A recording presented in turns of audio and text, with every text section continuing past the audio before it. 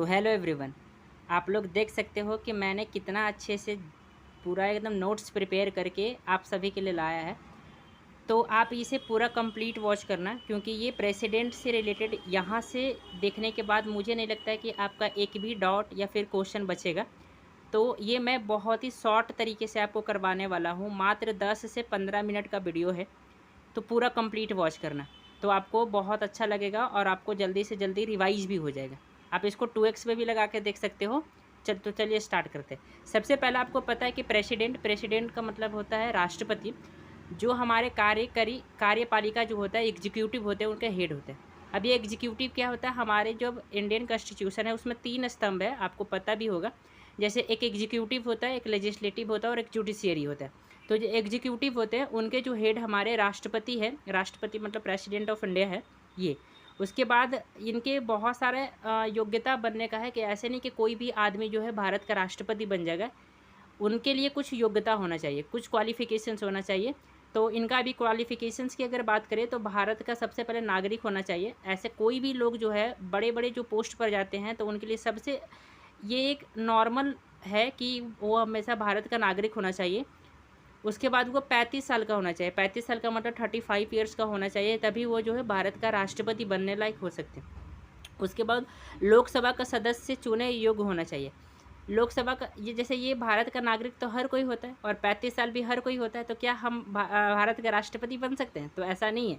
आपको योग्यता होना चाहिए कि आप लोकसभा में चुनने लायक हो, मतलब आपको वहाँ पर सपोर्ट करने वाले मंत्री या फिर विधायक होना चाहिए। तो ये सबसे इम्पॉर्टेंट है। उसके बाद जब आप राष्ट्रपति बनने लायक होते हो तो उसमें आपको किसी प्रकार से कोई भी प्रॉफिट वाला पद नहीं होना चाहिए जिसमें आपका इनकम भारत सरकार से आता हो। तो लाभ के पद पे किसी प्रकार से नहीं होना चाहिए ये। उसके बाद जिसके योग्यता की बात करें तो राष्ट्रपति या फिर कोई भी राष्ट्रपति या फिर उपराष्ट्रपति, कोई भी जो बड़े बड़े पोस्ट होते हैं उनको जनरली जो है 5 साल का ही रहता है। जैसे प्रधानमंत्री जी का भी 5 साल रहता है, मुख्यमंत्री जी का भी 5 साल रहता है। तो यहाँ पे जो राष्ट्रपति है, हमारे देश के सर्वोच्च नागरिक होते हैं, उनका भी जो है 5 साल का कार्यकाल होता है। ठीक है। और ये जो है तीनों सेना आपको जैसे पता है, तीनों सेना हमारे जो इंडियन एयरफोर्स है, इंडियन नेवी है और इंडियन आर्मी है। ठीक है। ये तीनों सेना के चीफ कमांडर होते हैं। चीफ कमांडर का मतलब सबसे हेड होते हैं। भले उनको जो गाइड करते हैं हमारे डिफेंस मिनिस्टर करते हैं, लेकिन इनके जो हेड होते हैं, सबसे जो हेड होते हैं, कमांडर होते हैं, वो हमारे राष्ट्रपति जी होते हैं। हमारे भारत में जो है एक राष्ट्रपति दोबारा चुने जा सकते हैं, लेकिन अमेरिका में ऐसा नहीं है। अमेरिका में एक राष्ट्रपति जो है केवल 2 ही बार चुने जा सकते हैं, लेकिन भारत में एक राष्ट्रपति कितनों बार भी चुने जा सकते हैं। ठीक है।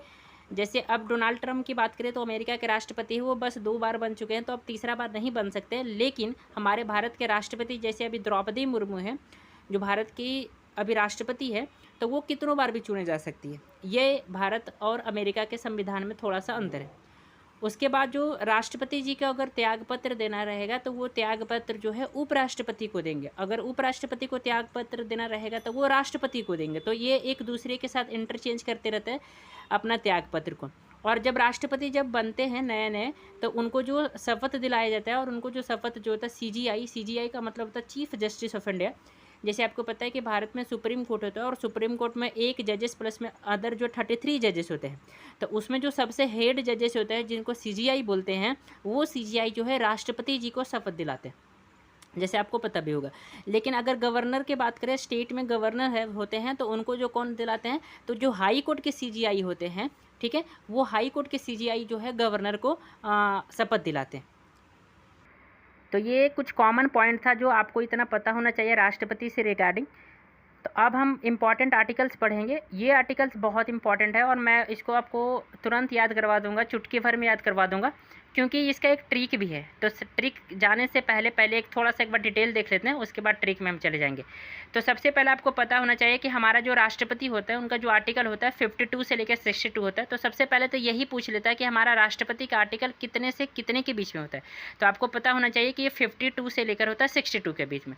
और सेकेंड पता होना चाहिए कि ये यूनियन एग्जीक्यूटिव होते हैं, उनके सबसे हेड होते हैं, हेड ऑफ द स्टेट होते हैं राष्ट्रपति, और ये पार्ट नंबर 5 में होता है। जैसे आपको पता है कि हमारे मतलब इंडियन जो कॉन्स्टिट्यूशन होते हैं उसमें जो पार्ट बाई पार्ट में हर चीज़ डिवाइड है। जैसे पहला पार्ट में है कि भारत राज्यों का संघ होना चाहिए, दूसरा पार्ट में है नागरिकता होना चाहिए, तीसरा पार्ट में है कि फंडामेंटल राइट होना चाहिए, चौथा पार्ट में है कि डीपीएसपी होना चाहिए, और पाँचवा जो पार्ट होता है उसमें यूनियन एग्जीक्यूटिव होते हैं। तो ऐसे कैसे ऐसे ऐसे करके आपको पार्ट्स बाई पार्ट्स जो है हमारे इंडियन कॉन्स्टिट्यूशन में डिवाइडेड है।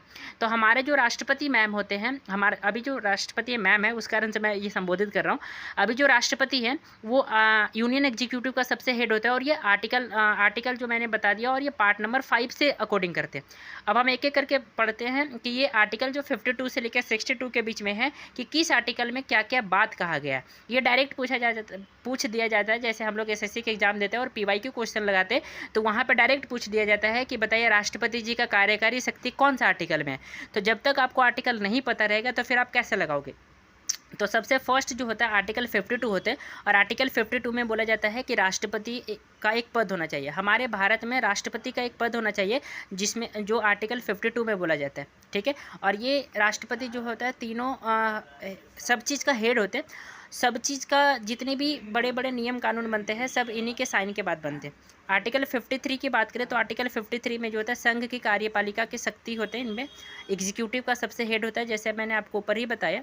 उसके बाद आर्टिकल 54 में जो होता है चुनाव होता है। चुनाव का मतलब इनका इलेक्शन, और इनके इलेक्शन में बात करें तो इनके इलेक्शन में जो होता है कौन कौन पार्टिसिपेट करते हैं, तो जो भी एमपी और जो भी एमएलए होते हैं, विधायक और सांसद, इनके पार्टिसिपेशन में भाग लेते हैं। उसके बाद आर्टिकल 55 जो है निर्वाचन की रीति। निर्वाचन की रीति का मतलब इनका इलेक्शन कौन सा होता है, तो सिंगल ट्रांसफॉर्मेबल वोट के द्वारा होता है, ठीक है। तो ये आर्टिकल 55 बोलता है कि निर्वाचन की पद्धति क्या होनी चाहिए। आर्टिकल 56 बोलता है, आर्टिकल 56 का मतलब कार्यकाल होता है। कार्यकाल का मतलब होता है कि हमारे राष्ट्रपति जो है 5 साल के लिए रहते हैं, तो उनके कार्यकाल पे जो है आर्टिकल 56 बोलते हैं। फिर आर्टिकल 57 क्या बोलते हैं, आर्टिकल 57 बोलते हैं पुनर्निर्वाचन। पुनर्निर्वाचन का मतलब अभी मैंने बताया कि जैसे हमारे भारत में जो है एक राष्ट्रपति कितनों बार भी बन सकते हैं, तो री इलेक्शन की बात जो होता है वो 57 में होते हैं। 58 में जो है क्वालिफिकेशन का मतलब योग्यता है, जो मैंने आपको बताया कि जैसे ये भारत का नागरिक होना चाहिए, और उसके बाद कि ये भारत का नागरिक फर्स्ट, और ये 35 साल का होना चाहिए, और ये लोकसभा सांसद बनने लायक होना चाहिए। ऐसा नहीं कि कोई भी भारत का 35 साल का आदमी या फिर वो भारत का नागरिक कोई भी राष्ट्रपति बन जाएगा, नहीं, ऐसा कुछ नहीं है। क्योंकि उनको हर हालत में क्वालिफिकेशन सबसे मेन इंपॉर्टेंट है कि वो लोकसभा का सांसद बनने लायक होना चाहिए, ठीक है। आर्टिकल 59 बोलता है कि शर्तें का मतलब कंडीशन होता है कि ऑफिस का होल्डिंग का क्या क्या कंडीशन है, तो आर्टिकल 59। और आर्टिकल 60 बोलता है शपथ का मतलब होता है कि जब ये राष्ट्रपति नए नए इलेक्ट होते हैं तो इनको जो शपथ होता है, भारत का जो CGI chief justice of India होते हैं, सुप्रीम कोर्ट के सबसे जो हेड जज होते हैं वो दिलवाते हैं। और आर्टिकल 61 जो होता है महाभियोग होता है। महाभियोग क्या होता है, महाभियोग का मतलब होता है अगर राष्ट्रपति हमारे इंडियन कॉन्स्टिट्यूशन जो है हमारे भारतीय संविधान का अगर अवहेलना कर देते, मतलब गलतियाँ उन हो जाता है, तो उस कंडीशन पर हमारे आर्टिकल 61 के अकॉर्डिंग उनको महाभियोग पद्धति के द्वारा उनको हटाया जा सकता है, ठीक है। और आर्टिकल 62 है, अगर कभी गलती से महाभियोग प्रक्रिया लग जाता है तो राष्ट्रपति का पद खाली हो जाता है, या फिर राष्ट्रपति का पद खाली कब हो सकता है, जब उनका डेथ हो जाए, या फिर राष्ट्रपति का पद कब खाली हो जाए, जब वो इस्तीफा दे दे। तो उस कंडीशन पे हमारे इंडियन कॉन्स्टिट्यूशन में एक बात बोला गया है कि हर हालत में उनको 6 महीने के अंदर में जो है इलेक्शन करवाना है, ताकि राष्ट्रपति के पद को जल्दी से जल्दी भरा जा सके। तो यह है आर्टिकल 62। फिर आर्टिकल यहाँ तक तो 52 से लेकर 62 तक तो इम्पॉर्टेंट आर्टिकल था जो आपको याद होना ही चाहिए। इसके अलावा और भी आर्टिकल है जो आपको याद होना चाहिए, क्योंकि ये डायरेक्ट पूछ लेता है। जैसे एक आर्टिकल होता है आर्टिकल 72 जिसमें क्षमादान होता है। क्षमादान का मतलब पार्डन का शक्ति होता है। जैसे राष्ट्रपति क्या होता है, ये डेथ सेंटेंस, अगर किसी को फांसी का सज़ा मिला है तो उस कंडीशन पर जो लास्ट उनका जो पिटीशन होता है वो राष्ट्रपति के पास जाता है। अगर राष्ट्रपति चाहेगी तो उनका मतलब जो डेथ सेंटेंस मिला है, फांसी का सज़ा मिला, उस फांसी का सज़ा को वो कम करके उम्र कैद में बदल सकते हैं। तो वो केवल राष्ट्रपति के पास ये शक्ति होता है, और ये आर्टिकल नंबर 72 के अकॉर्डिंग होता है।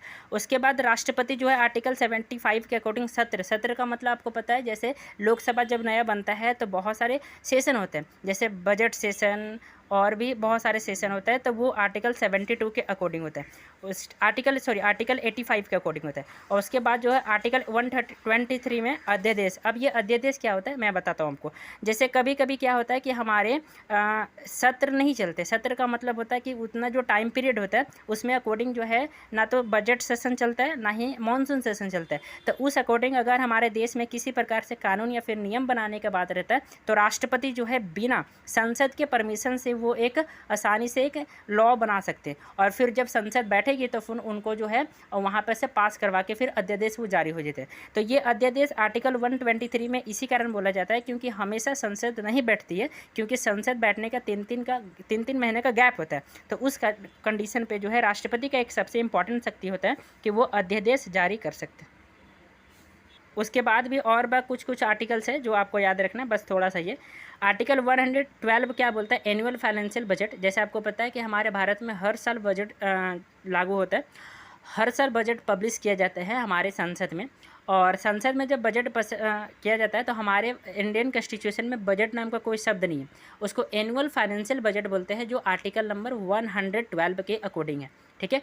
और आर्टिकल 108 में ज्वाइंट सीटिंग होता है। ज्वाइंट सीटिंग में ये भी राष्ट्रपति बुलाते हैं। जैसे लोकसभा और राज्यसभा में अगर किसी बात को लेकर नहीं बन रहा है तो उस कंडीशन पर राष्ट्रपति जो है दोनों हाउसेस के जितने भी MP होते हैं, मेंबर ऑफ पार्लियामेंट होते हैं, उनको जो बुलाते हैं और बुलाने के बाद जो है ज्वाइंट सीटिंग करवाते हैं, ताकि जो है ज्वाइंट सीटिंग करवाने के बाद उनके जितने भी अंदर में जो है फॉर्म नहीं बन रहा था तो उनको जो है समझाने की कोशिश किया जाता है। तो ये ज्वाइंट सीटिंग का सबसे बड़ा उपदेश होता है ताकि हम किसी प्रकार से किसी चीज़ को दिक्कत ना हो, ठीक है। उसके बाद ये 3 और आर्टिकल होते हैं जो मोस्ट इंपॉर्टेंट आर्टिकल होते हैं, जो प्रेसिडेंट का एक शक्ति भी है।